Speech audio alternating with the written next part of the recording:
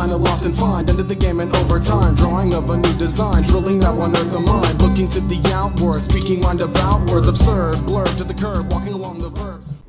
Hey everybody, what is happening? Ish, and I'm bringing you another part of my Houston Texans Madden 17 offensive ebook. We are going to be in the Singleback today. We're looking. I'm going to start in the back just because I want. Here's all the sets here and there, but I want to do the wide trips Texan. There's just, it's mainly going to be passing in here. So again, with running backs, you can get one that's better at blocking. He's not really going to be doing too much besides that. Everything else is the same as before. You get the receivers going out, good tight end, everybody passing. Out here, we're just going to start with the stick and slide. We're going to do X is going to be motioning right. We're going to have about 4 plays where we just have the X motioning to the right, even if we're not doing a lot. Then we're going to put the B on an in and smart route that. That's what that B smart in means, just to smart route that one. But you see out there, as long as he's not running a something like a flat, out there a cover 2, something like that. As far as the coverage, you're going to be able to hit that X on against a bunch of others in there though. So if he's maybe running cover 2 or something like that, you may want to throw there. Probably, but we got other plays that'll beat that specifically. But other than that, some of those routes that have those fast turn and all that, they're really glitchy, kind of hard to stop. Even when the guy's on the inside there, sometimes you can get the sideline pass on it also. You're gonna have late coming across on that B. That's why kind of nice to have that one on that. Smarted up, just to get a little bit more distance on it also. And then the A, of course, you can always check that one down. I'm just leaving that one, not really using that one. That's more of a last read to me. You got the seam pass working as we see there. So to split the cover 2 with this one, if you're wanting to run this one and you're locked up on the left, you will be able to hit the RB, and you're probably going to have to do a pass lead to the middle once he gets past the linebackers and then splits the the 2 safeties out there. But you can make that. But again, I think we have better plays to beat that coverage if that's what you're looking for though. So here we go on the next play. We're going to be looking at the PA slot wheel here, PA slot wheel. And again, it's just a couple of these are more simple. We're not doing a lot changes on this. We're just taking X again, motioning right and Y block, just to have another play out here that's going to resemble, what the last one and a couple others. That way they can't lock it down. Like a lot of times if you run just one play that has a guy in motion, it's easy to recognize that later and then set up a defense for it as you see it. You know what I mean? So we want to have a few plays that are going to be different, but look the same. At least to the defender when we're snapping out here. You will be able to hit that X more on here. Like it's not going to show as good on this because that's more of a user beater on some of these routes, just depending on what the coverage is. So that one will be open a little bit more for that. But underneath is really nice.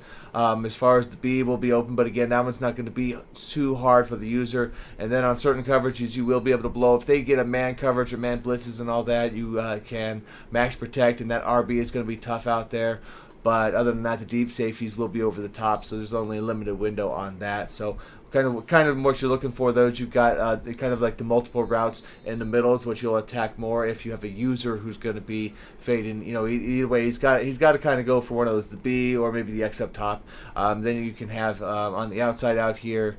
You get that A on that deeper, out route out there. And really what you want to be looking more so is that, you see it was open right there with where they at. But more so what you really want to do is be watching that right side of the field when you hike the ball, because that A coming out on that out, it really is going to be open quite a bit against a lot of coverages also. So that's where I see my first read, where my first break is on that play. I read the right side of the field, and then if I need to, I'll fall back to that X. That's more of an end sort of one. So as you see, you'll have a better idea about how it's breaking and who to throw to if that's where you're watching it. Always important to know which part of the field you should be looking at during plays. That way you're gonna have a higher percentage. You're not holding the ball longer than you need to, and the play breaks down on you. So there's a lot of timing involved in a lot of these type of plays in here. This one we got the drive drags, 3 times fast. Motion B to the left, X slant, A is going to be on an out. You see when we are bringing that B across, it kind of changes the angle and it goes more towards the middle. So this one actually will give you very good cover 2 beater, and then if you hit it at the right timing out there, you'll hit some of the other coverages also, just depending on the bump and release and stuff like that. You're going to have, you can put that A on a smart out route if you want, or just a regular out route, either one. When you see outs and stuff like that, kind of up to you on this one. Like I said, the deuce right there, this one, like I was talking about earlier, we got a couple of the better cover 2s. This one is one of the better cover 2 beaters, just for that. And then see coming across, if you get extra timing out there, and you've got RB running the side, and right here, this is if you know he's playing strictly cover 2, you can put that X, leave that on like a smoke screen, something like that, just something that doesn't cut across, because then the slant, you don't really want to slant if you know it's a cover 2 zone. Just because you don't want B getting bumped by both the guys if you start bringing the other defender over. So it's easier just to keep him on something there. He doesn't have to be on a smoke. He can also be on a curl or a comeback. So something like that. Just not something that's going to move to the right side and cut in front of B, because then you'll be able to hit him. You might need to do a little bit lead with the bullet right there, but hopefully the underneath stuff will catch the user out there. Just don't run it too often. Like everything, you're gonna have a lot of plays we're gonna be giving you here, so just find a lot that you like, but you definitely want to mix it up, hit different parts of the field, so that way when we do hit the deep middle, which is one of the best spots to hit in this game, when we do hit that, you don't want the user back there, so you really want to mix up your play call and just keeping that much in mind. And here we go with the TE, the tight end stick. Right here, you've got a nice route on the X. So we're going to take A, move him left and leave him where he's at on that route, because really we want to hold that linebacker there and give X room to operate. Because more often than not, the X receiver is going to beat the coverage there, especially if it's a little bit off, because he has a stutter step and it's nice and it's kind of delayed. As you see, he's going to go in there and then cut around. So you can hit that. It's not, you're not going to get a huge chunky yards there, but it's a nice pass just to work in every so often, just to get maybe a first down, 6-7 yards, something like that. It's a good play. You can slant off the other side, but if you want, you can just leave that on a streak. Also, the out route's going to be nice. Also, if you have a streak coming across and him underneath. Again, just depending on what coverage they're running, but you see there that X, the movement, and I imagine the better route running you probably have, the more effective, maybe more efficient that X receiver is. You see right there, if you got a little bit of off coverage, you really just got to make sure no one plays underneath and the linebacker doesn't fade out left, and that's why you have A doing what he's doing. But that's really what you're looking for there. If you have a blitz on some of those, it should be a good blitz beater, as long as you get a max protect going on that also. So. There's I think that's the only one where we're probably motioning the tight end over, so I wouldn't, again, like everything else, I wouldn't use it a ton, just because you don't want it to be, him having an idea it's coming, then maybe start shading underneath or putting something like that can stop it. And now let's see what we get into. Look at the double China. Right about here, we're going to take RB, motion to the left. Y is going to be blocked, and the B you can leave alone. But right here, I'm going to show you none of that stuff. Just moving B across. This is one of those glitchy routes, as long as they're not playing, again, a flat out there, cover 2, a flat, curl flat, something like that. As long as they're not playing underneath you out there, you're not going to get a ton of yards. And obviously, it's going to be better if you're on the far hash, and then you're going to have more room to do this. It's a really quick one, and the momentum is really hard to stop. But to turn it upfield, you can do it sometimes, though. Like I say, but if you want to be, flip it either way, and just give yourself the more room to work with.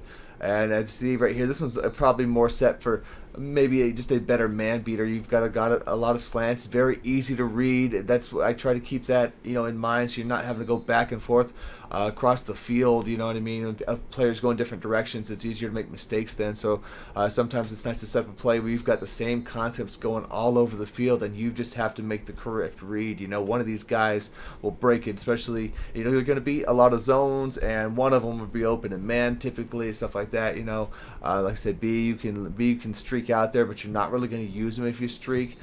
So sometimes you want him taking the top off, but it's not always necessary. So you can also just leave B on the drag coming across, and that way if you look up and for some reason those three slants are all covered and you don't like it, you can just dump it off to the drag underneath typically, get a few yards, and you never know, you can sometimes get a little bit chunk out of that also. But you should be able to hit any of those guys just depending on which one's open there. So it's really just getting the read on that. That's kind of a nice play, the way that'll break down. Like I say, if all else fails, you've got that just for a few yards for the check down, if you want to run it that way also. Let's see. So, hey, gosh, we got a decent amount here that we're going over. We got 2 left. We're gonna have the wide receiver post. This is going to be again another play where we motion X to the right, and we're going to put we got B on the slant out there, and see, and that's you're going to have even more room to run the C route there, which is very nice. I like that. See, and some of these, a few of these we're just going to leave B doing normally what it's doing. So again, that's kind of an optional thing on the slant.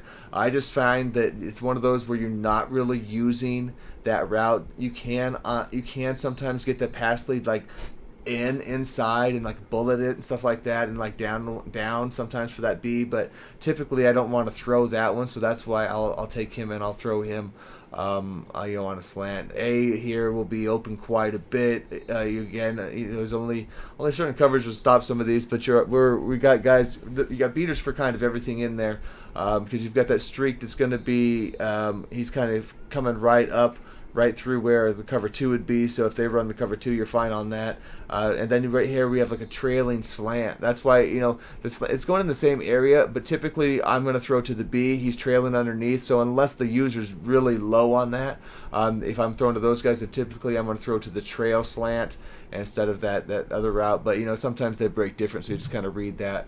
But the coming up there with that curl though, but again, the C route should be pretty effective against most things. If you see that guy right there, he had positioning, so you just got to look for that. If they have that underneath and inside positioning, especially a zone like that, because of where you're running it, you don't want to throw it right there. We just do a reroute. My guys falling into the ground. That's the weirdest thing, man. It happened a bunch when I was playing this. My guys just kept falling into the turf and bouncing out throughout all this practice mode stuff. So all right, last one for you guys. We're going to be running the PA slot cross here. This one is just against cover 2s. Here's another cover 2 beater. Just because a couple people requested that, acting like it was real hard, no cover 2 beater stuff in there. Just X motioning right, again, another X motion right play. Give us that look again, A on a drag, because we need to really pull the linebackers down. And I even tried, it just doesn't look as good, showing you other routes, but really, to keep that left middle linebacker down there, you really want to keep the drag, and that's going to give you the best separation, because sometimes, where they break yet, you're going to need to throw it a little bit sooner, and you don't want that linebacker drifting back like he does kind of right there, but then he comes down. So that's why you'll give yourself a better window running the drag, and drags will get you some yards also on occasion. If they're running 3s and stuff like that, and they're running purples instead of light blues, then the drag will be effective out there. It's not always good to have safety out there, blocking the running back on the play. But again, you can hit this. You're going to have to do a little bit of a pass lead for it on occasion, but and normally always a bullet right here, unless you somehow get behind the coverage, and then you're trying, and then then you can kind of lob it up there. But otherwise, I bullet anything out here like that and just try and get the good pass lead on it myself, and it working out pretty good. So obviously, this is the you want a good catch and traffic receiver for that. Number one, getting action on this one. The Hopkins pretty good in this formation. So just one simple run in this, like a week run right there. So we'll get into more to come. I'll try and get a couple good runs in the next one for you guys also. All right, peace.